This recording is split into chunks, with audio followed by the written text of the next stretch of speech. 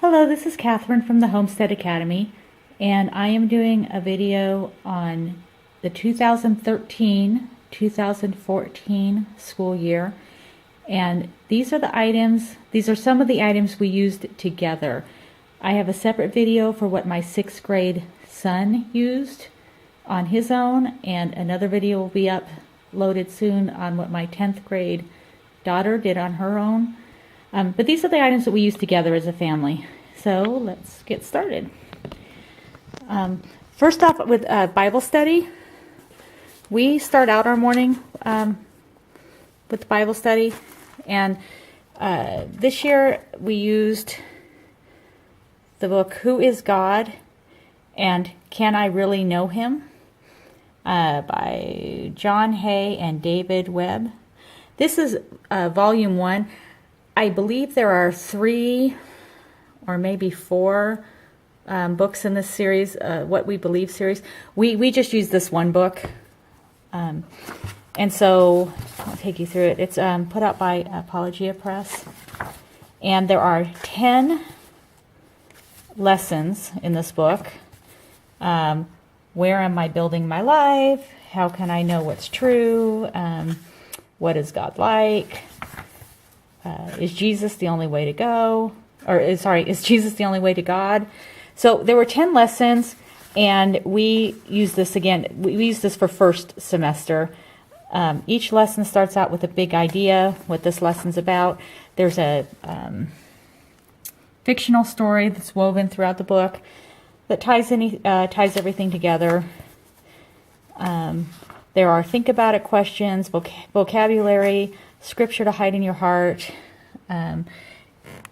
little history tidbits throughout the book. So the kids learned quite a bit, and I think we all really enjoyed doing this book together. And you know, we learned stuff. We've all learned something. So I went on CurrClick, CurrClick.com, and found this lap book that goes along with it. Let's see. So there's just like if you've never done a lap book, it's just a little way to keep track of all the stuff you learned in little booklets and little kind of bite-sized pieces of information. So anyway, this was off CurrClick. It covered all 10 lessons in this book. Let me see if I can, there's piles of books here. Let me see if I can open this up for you. So anyway, it goes on, and it goes on, and it goes on. Oh, sorry. All right, so there's something for each lesson. Some of them tie in and get updated throughout the book. So like these were the scripture verses that were throughout the book. Here, this booklet got updated regularly of all the vocabulary. So the kids each put one of these together. My daughter, I thought, well, she's maybe beyond the cutting and pasting and coloring stage, but she found this relaxing, and she actually really enjoyed it and got into it. So the only thing that was not from the CurrClick package that I've got, download that I got, was this right here. And this came from, I had a Bible workbook from a long time ago, and this was something I had saved. So it's just kind of bookshelves of the books of the Bible broken up in their categories, poetry, major prophets, history, and all that. So I laminated one for each of the kids and had them put it in their lap book just for reference. And to go along with that, from that same workbook that I had, and I don't have it anymore, I don't even remember where I got it, I made some study cards on the books of the Bible. My kids didn't know all the books of the Bible, and my kids are also really, really, really big on flashcards. They love flashcards. So I made up just a stack of these like I said, from that workbook I had from long ago, and laminated them, and then we practiced them each morning. And it really didn't take long at all for them to memorize the books of the Bible. And now it makes it much easier for them when they're using their Bible to know where to go. For the second semester, we used the David C. Cook Journey Through the Bible. And this book is really, really cool. It takes you, kind of hits the highlights of all the big stories in the Bible. So how we use this is we read the scripture that was listed. For each day we picked a new thing. Sometimes we did more than one, depending on the length.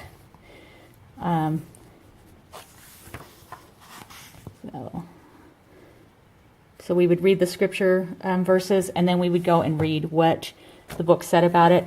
And this book was really neat. It explained the scripture, but it explained it from a historical context, from a geographical context. It showed pictures of what the places would have looked like, what they look like now.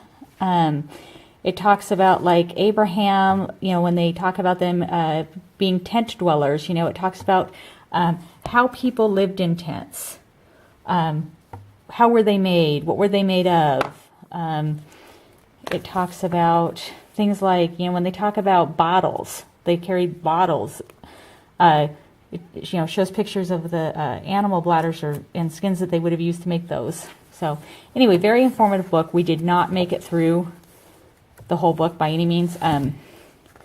We only did a few, one story, did 2, maybe 3 stories a day, and we'll just continue with that until we're done and have worked our way through the Bible. Another thing we did was together was spelling. We used Spelling Power. This says it's from ages 8 to adult. If you use this program, and I know a lot of you do not have to buy another spelling book. This is the only book you'll need. There is a placement test that they would take each year, and then you go to wherever they are. So like my son is level G. This is the group of words he did in December. And then what I do is I write down in my book the words he missed, so I know what words to transfer over the following Monday.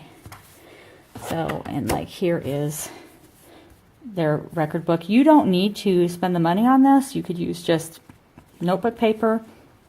I bought it. So anyway, let me open it to a blank page. You can see here. So the way Spelling Power works is on Monday, you give them a list of words, and they don't study the list first. You just give them the list of words, and if they know them, they know them. If they don't, they don't. And so if they don't know them, they write what they've missed here. Here's where you take the test, right over here. Here are the test words. Here are the words they missed. So the way I do it is I give them their list. They write it here. I check it. I write the words that they missed on this side. They transfer those words they missed over to here, and they do the activities throughout the week to learn those words. And then the following Monday, before I give them any new words, I retest them on those words. They don't do anything if they got words correct. They don't do anything with those words. They're only focusing on the words that they didn't know already. So that's what we do for spelling, and we will continue doing that. We all like that program. Again, they like flashcards, so we've just done this kind of throughout the year. Word Roots A1 flashcards, and slide some out.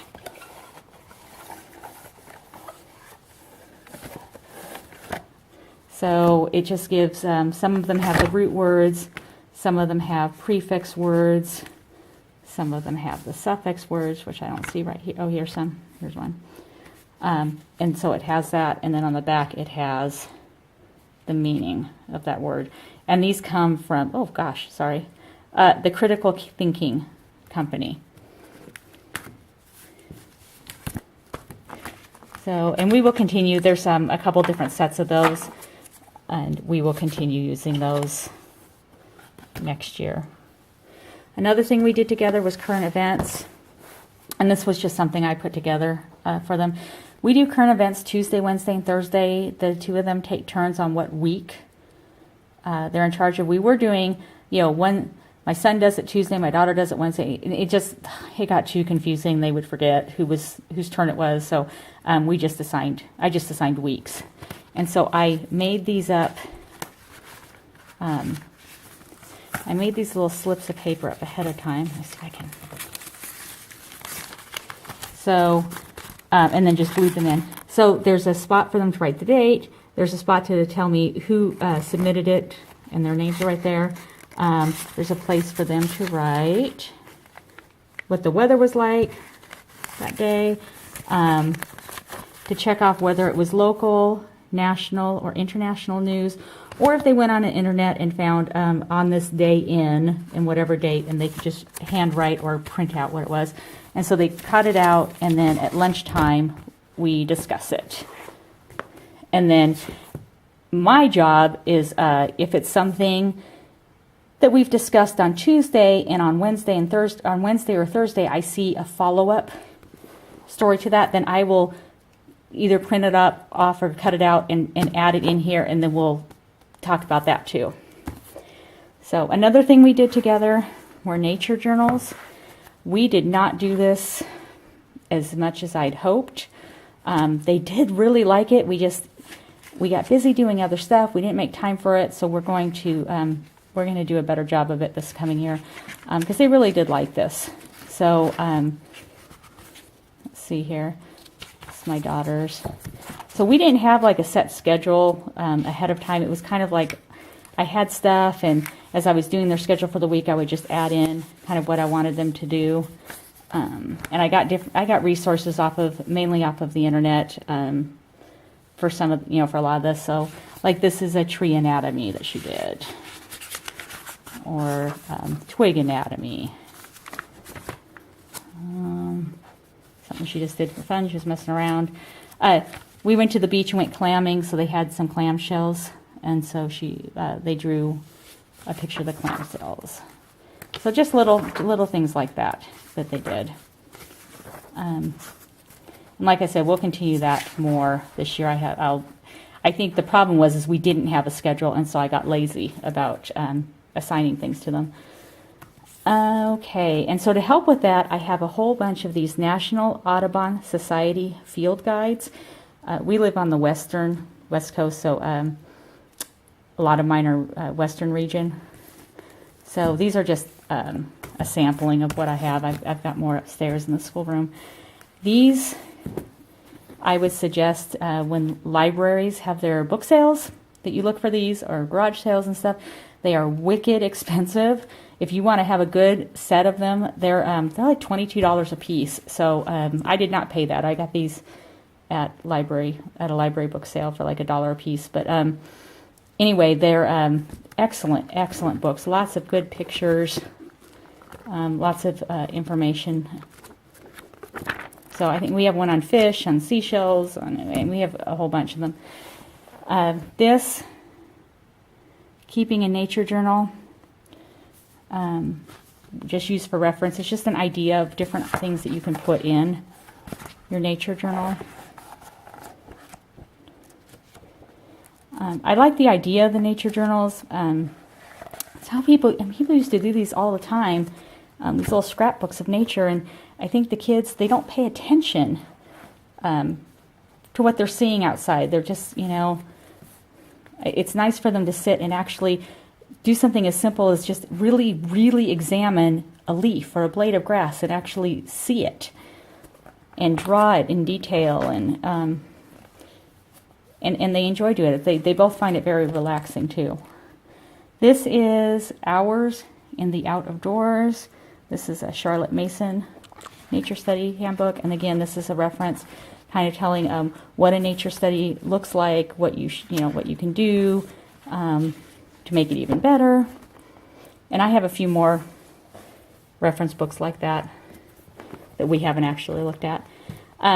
For music appreciation, I mentioned this in my 6th graders video. I will mention it when I upload my 10th graders video. They both take lessons. My son takes percussion and my daughter takes piano, and then my son's in a band and my daughter has recitals and performances and stuff like that. So that's really what they do for the meat of their music. But what we do together is this composer study. I think I got this idea from Confessions of a Homeschooler. I'm not 100% sure, but I think that's where I got it, but don't quote me on that. But anyway, there's a book called Meet the Great Composers, and it just has little mini biographies on the different composers. Let's see if I can get, there we go. Okay, it tells a little bit about their lives, about their music, about what time period they lived, and then they have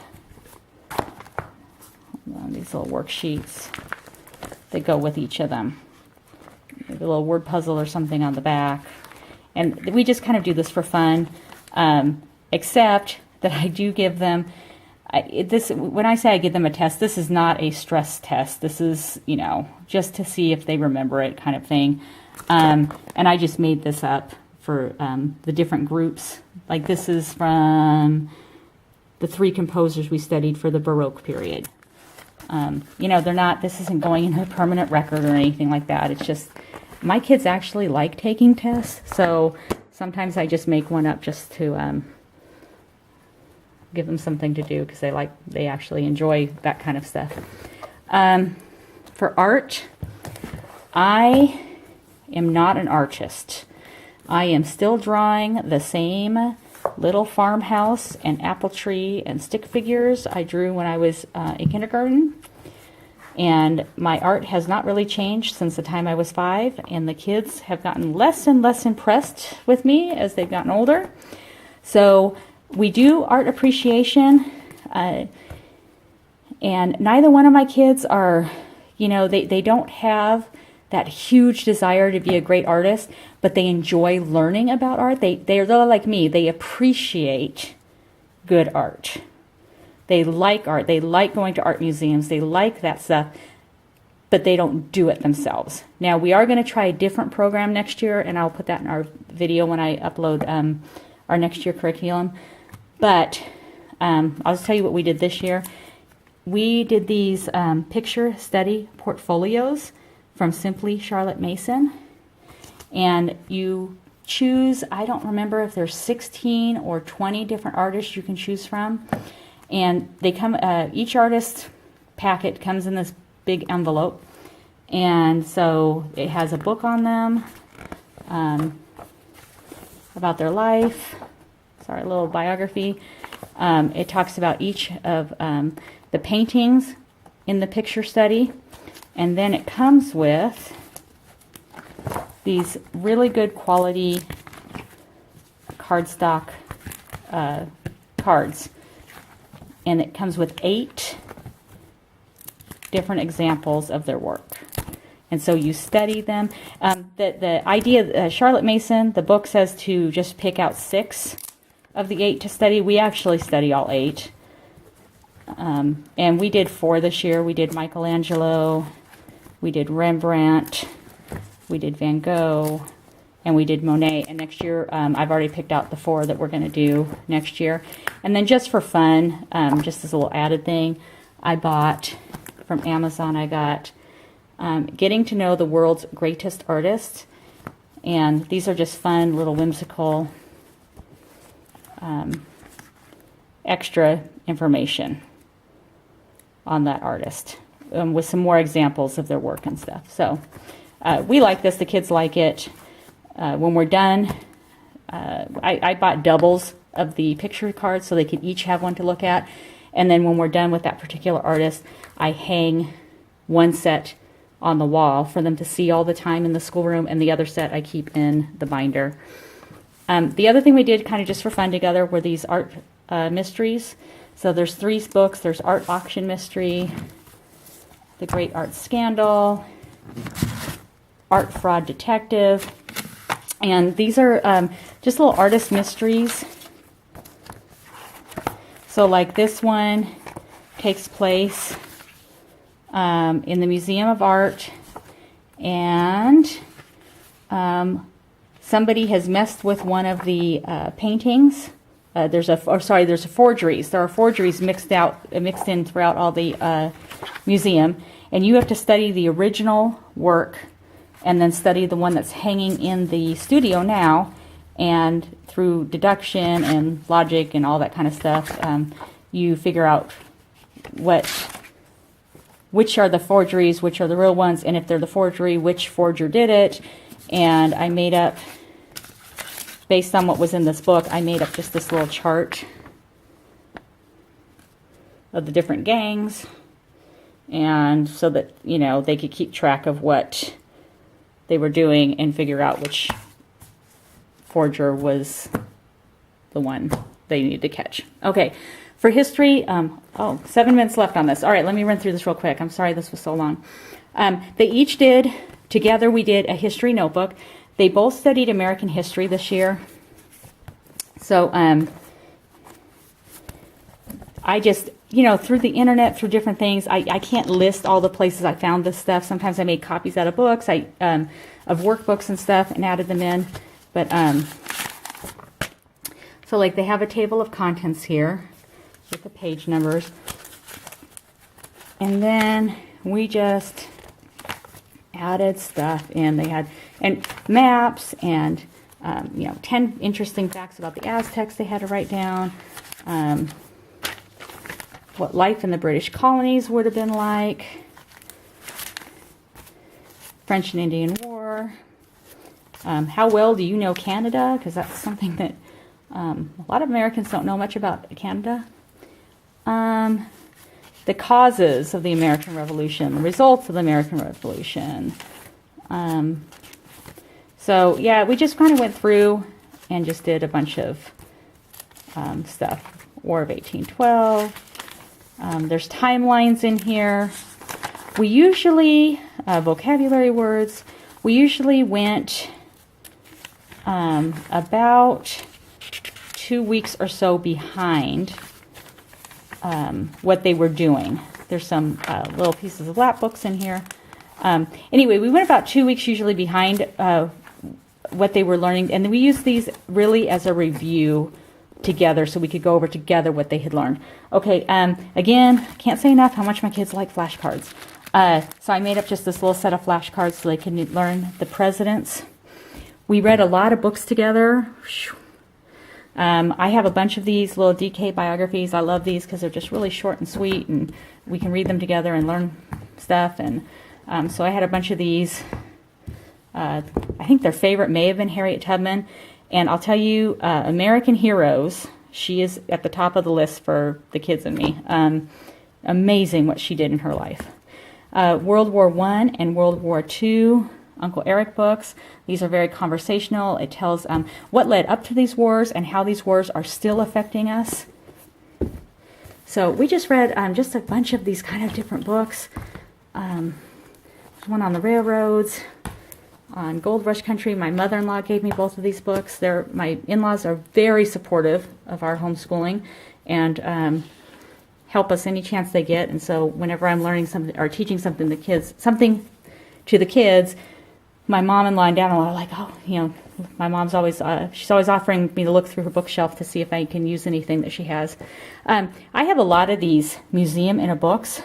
They're probably my favorite just from the cool standpoint, because all of these books come with copies of original source documents. So they have pages of different things in here. You open it up and there's stuff you can pull out and look at and examine and see what it really looked like. So I have a whole bunch of these. These are some of the DVDs we watched. A lot of the DVDs I rented from the library, so I don't have those because I returned them. So these kind of things, these kind of not brand name DVDs, my kids hated. They found them to be very boring. But they liked all the ones that were like from the History Channel, the states, the presidents. They love the drive-through history videos. They love the America, the Story of Us by the History Channel. And if you go on the History Channel's website, and there's a tab for educators, they have a whole bunch of worksheets that go along with that DVD series. They love the Liberty Kids. They would watch this. If we were not homeschooling, if we weren't doing American history, they would still watch these. They love them that much. These are some of the games we did. Professor Noggin's Presidents of the United States, History of the United States, Geography of the United States, 10 Days in the USA board game, America Trivia game. This was going along with our American history, this was just a lap book. Again, I got this off of cureclick.com, and it was just a lap book on Washington, D.C.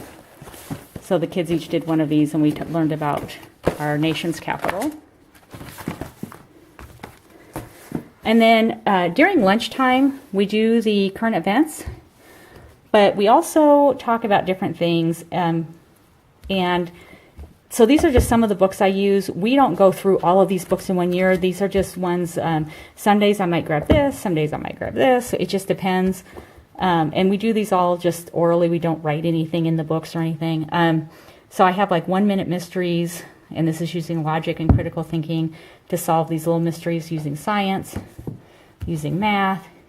These are daily science things. 6th grade and above, I got this because my friend who is a teacher and I were at the teacher supply store. We saw this, we were looking through this, and there were things in here we didn't know. So we thought, oh, well, you know, I'll read it for myself, but also the kids are learning stuff out of here too. These are from Critical Thinking Company, Daily Mind Builders, Language Arts, Daily Mind Builders, Social Studies. These are grades 5 through 12 and above. So like I said, we won't go through these. We didn't finish these this year by any means, but we'll just keep working through them. And, you know, it may take us a year, 2 years more to finish them. And they may never get finished. We just do them for fun, kind of at lunchtime. So anyway, thank you for watching. Sorry the video was so long. And if you have any questions, just put them in the comment section and I will try to get to them. Thank you so much.